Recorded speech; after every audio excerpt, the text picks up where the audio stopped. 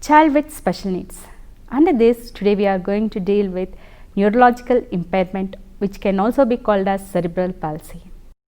The objective of this lesson is to impart knowledge on basic issues concerning cerebral palsy, the classification, types, characteristics, etiology or causes. The second objective is to plan interventional programs for children with cerebral palsy. That is, the knowledge about diagnosis, treatment, management, therapies is very much needed for planning the interventional strategies. What is cerebral palsy or neurological impairment? It is a group of chronic disorders impairing the control of movement that appears in the first few years of life and generally do not worsen over the time. These disorders can be caused by faulty development or damage to the motor areas in the brain that disrupts the brain's ability to control the movement and posture. It is a purely motor coordinating deficiency. This can be mild, as in minor loss of a muscle control like the clumsiness in the hand or leg movement, or sometimes it can be severe, as in the total loss of muscle control with which the person is not being able to walk or swallow or speak. The damage to the brain is permanent and it cannot be cured, but the consequences that can be minimized through medical intervention and appropriate therapies. Let's know in detail what is a cerebral palsy or neurological impairment. Concept. The term cerebral refers to the brain. Brain has two halves or hemispheres. Palsy means a disorder or any disease that impairs the control of body movement. Thus, these disorders are not caused by the problems in muscles or nerves. Instead, a faulty damage or development into the motor areas in the brain disrupts the brain's ability to adequately control the movement or posture. Therefore, the children with cerebral palsy or neurological impairment might have problems with motor skills, muscle tone, muscle weakness, reflexes, balance. A group of permanent disorders of development of movement or posture causing activity limitation that are attributed to non-progressive disturbances that can be occurred in developing fetal or infant brain. The motor disorders of the cerebral palsy are often accompanied by disturbances of sensation, perception, cognition, communication and behavior, by epilepsy and by secondary musculoskeletal problems. Obviously, this is a clinical definition, meaning that cerebral palsy is a condition in which there are abnormal brain development or injury to the brain as it develops. This can occur before or during or after birth or during the childhood also. Children with cerebral palsy have difficulties in controlling the muscle and movements as they grow and develop. The nature and the extent of these difficulties may change as the child grows, but cerebral palsy itself is not a progressive disease. The injury or impairment in the brain does not change. However, the effects of brain injury on the body may change over time for better or maybe worse. Physiotherapy and other therapies can often help people with cerebral palsy reach their full potential and become more independent. Therefore, children with cerebral palsy often be referred to a therapist. Depending on the precise area of brain that is affected, there may be associated difficulties which become obvious during the development, for example, in vision, hearing or learning. Cerebral palsy is not contagious, nor is it usually inherited from one generation to the next generation. It is a permanent condition that affects the movement. It occurs before or during the birth or after the birth, mostly during the first early years of the child. Babies most at risk cerebral palsy are those who are born prematurely or those babies with low birth weight. Cerebral palsy or neurological impairment can be mild, moderate or severe. Mild cerebral palsy means a child is clumsy. Moderate means the child may walk with a limp. He or she may need a special leg or brace or a cane. More severe cerebral palsy can affect all parts of the child with physical disabilities. A child with moderate or severe cerebral palsy may have to use a wheelchair or any other special equipment. There is no cure for cerebral palsy, but treatment, therapies, special equipment, in some cases surgeries also can help the child who is living with this condition. Now, having understood what is cerebral palsy, let us see the prevalence of cerebral palsy in India. The incidence of cerebral palsy or neurological impairment in the country is 3 per 1000 live births. The rate has remained the same for more than 2 decades as more and more low birth weight babies are surviving with the help of advanced technology, and they are the ones who are more susceptible to having the cerebral palsy.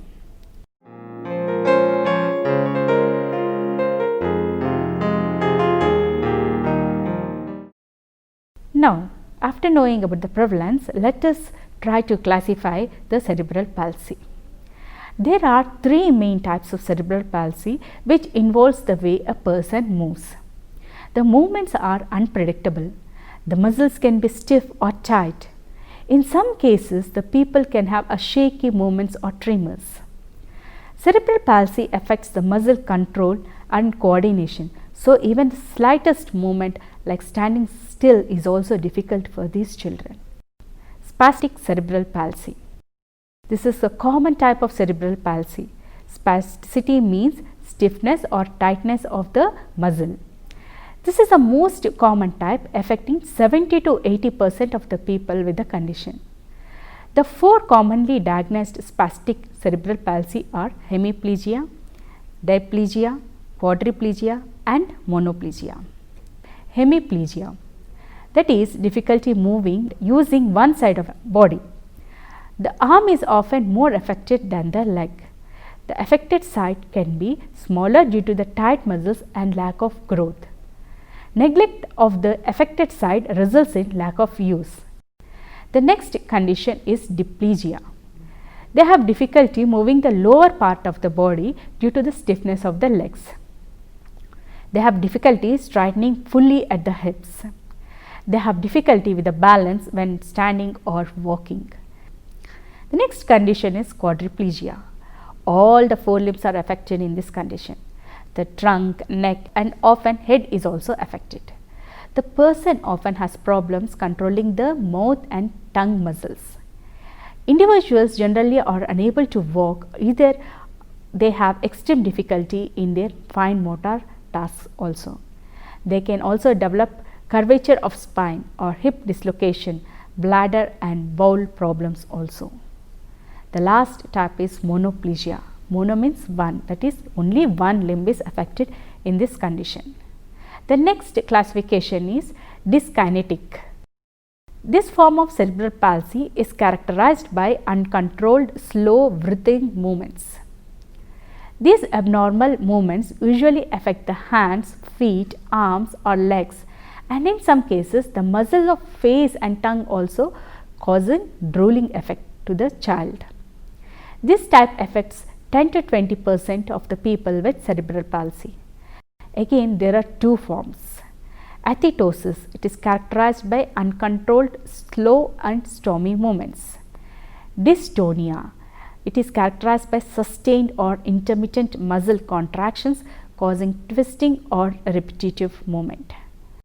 Ataxic cerebral palsy.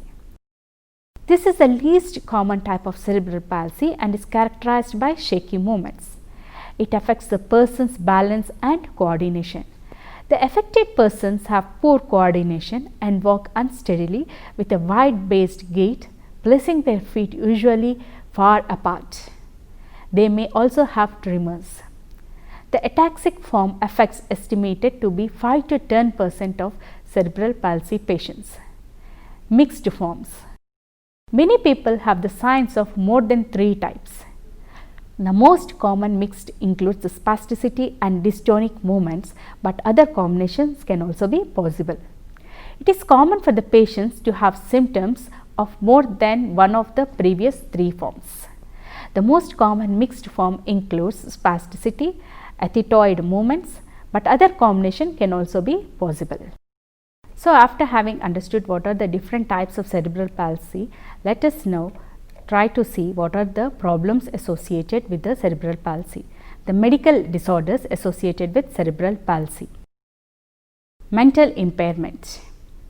About 1/3 of the children who have cerebral palsy have mild intellectual impairment, and 1/3 are moderately or severely impaired, and the remaining third are intellectually normal. Mental impairment is even more common among the children with spastic quadriplegia, seizures or epilepsy. As many as half of the children with cerebral palsy have seizures. Tonic-clonic seizures generally causes the patient to cry out, followed by loss of unconsciousness, twitching of both legs and arms, and convulsive movements. Partial seizures. They can be classified as simple or complex. In simple partial seizures, the individual has localized symptoms like muscle twitching. In complex partial seizures, the individual may hallucinate, stagger, and perform automatic or purposeless movements. Growth problems.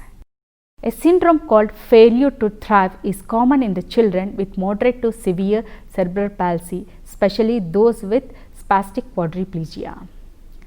Impaired vision or hearing. A large number of children with cerebral palsy have strabismus, a condition in which the eyes are not aligned because of difference in the left and right eye muscle. In an adult, this condition can cause double vision. Abnormal sensation and perception. Some children with cerebral palsy have impaired ability to feel simple sensations like touch and pain. Intellectual disability and learning difficulties. Children with cerebral palsy vary widely in their intellectual or learning capabilities. Perception difficulties. Perception is making sense of information gained from the senses. This enables the people to do things such as move around the obstacles, judge the size, shape of the objects, understand how the lines are connected to form letters. People with CP, that is the cerebral palsy, can have problems with perceptions as the brain may have difficulty interpreting the messages it receives from the senses. Speech difficulties. Because the muscle of the mouth may be affected, sometimes the people with cerebral palsy may find talking difficult. Some people may be mildly affected while others cannot say even a single word. Eating and drinking difficulties. Cerebral palsy may affect the muscle that open and close of the mouth, and the movement of the lips and tongue will be a problem. Some children have difficulty even in chewing and swallowing certain foods.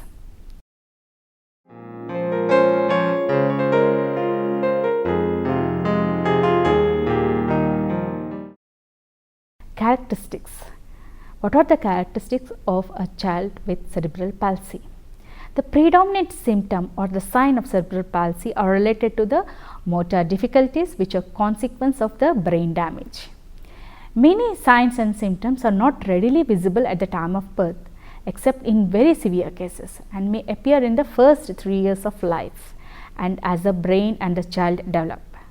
Some of the characteristics are failure to reach the developmental milestones like holding the head, rolling over, sitting without support, smiling, crawling, walking, holding a thing.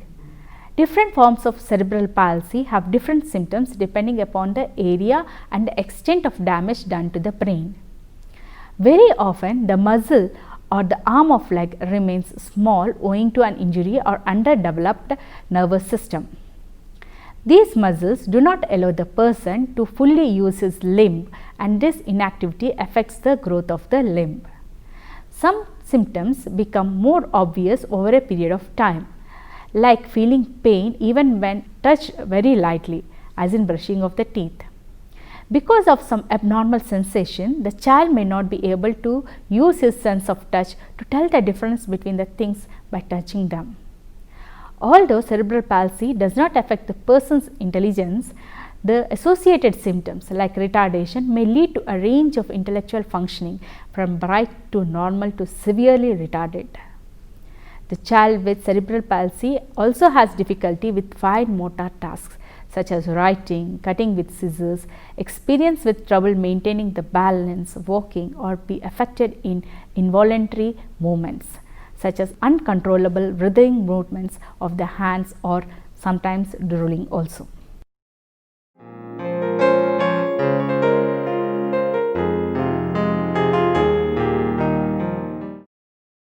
Cerebral palsy occurs due to damage to the areas of brain that direct the movement, interfere with the brain's ability to control the movement and posture. Cerebral palsy may develop before, during, or after the birth. The damage may occur to the brain. In the early months of pregnancy, for example, if the mother is exposed to infections like German measles, then there is a chance that the child can be a cerebral palsy. Baby not growing at a correct rate during the pregnancy can also lead to a cerebral palsy. At any time, if there is lack of oxygen supplied to the baby, it may also lead to cerebral palsy. In the period shortly after the birth, if the infant develops a severe infection like meningitis or encephalitis, which in rare cases can result in damage to the brain, which occurs cerebral palsy. Accidents like drowning or a car accident can also lead to cerebral palsy because of injury done to the brain. There are two types of cerebral palsy: acquired cerebral palsy and congenital cerebral palsy.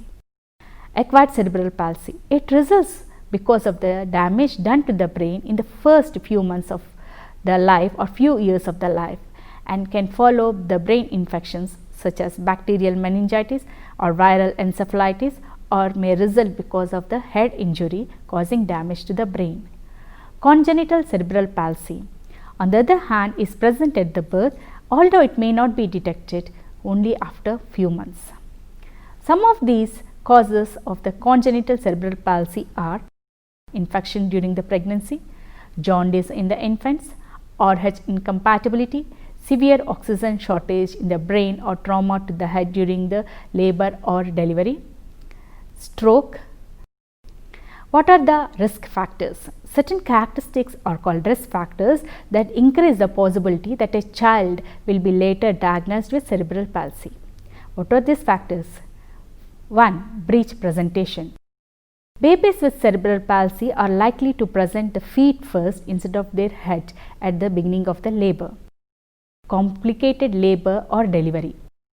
Vascular or respiratory problems of the baby during the labor or delivery may sometimes be the first sign that there may be a damage done to the brain. Low Apgar score.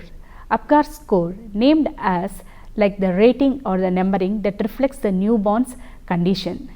To determine Apgar score, the doctors periodically checks the baby's heart rate, breathing, muscle tone, reflexes, and skin color in the first few minutes after birth. Then they assign points. The higher the score, the normal the baby's condition.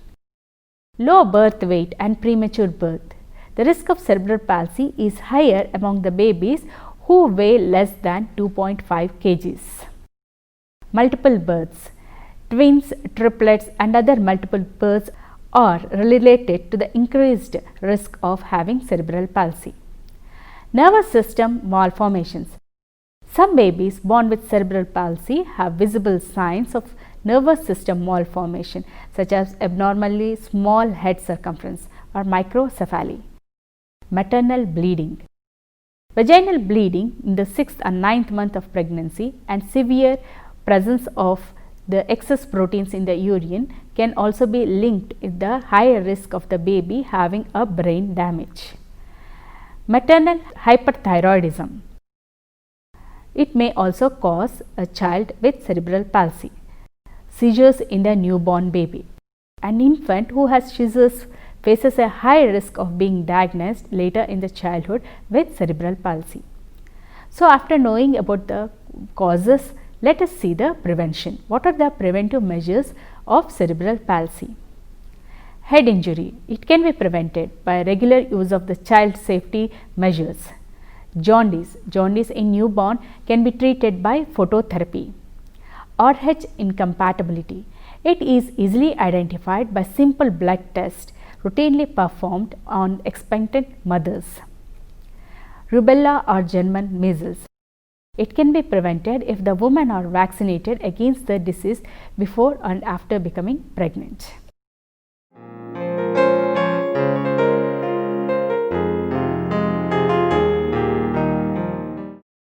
What are the diagnoses that can be taken in the case of cerebral palsy child? Doctor diagnosed cerebral palsy by testing the infant's motor skills, looking carefully at the infant's medical history, abnormal muscle tone, poorly coordinated movements, and the persistence of the infant reflexes beyond the age at which they are expected to disappear can also be the signs of the child having cerebral palsy. In addition to checking the reflexes, if a newborn baby held on its back and tilted so the legs are above his head, the baby will automatically extend its arm in gesture. This is called as Moro reflex. That looks like an embrace. Babies normally lose this reflex after they reach 6 months. But those children who are with cerebral palsy may retain it for abnormally long periods. The doctor may also order special tests to learn more about the possible causes of cerebral palsy. One such test is tomography or CT scan, a sophisticated machine technique that uses X-rays and a computer to create an automatic picture of the brain tissues and structure. And magnetic resonance imaging (MRI) is a relatively new brain imaging technique that rapidly gaining widespread use of identifying brain disorders.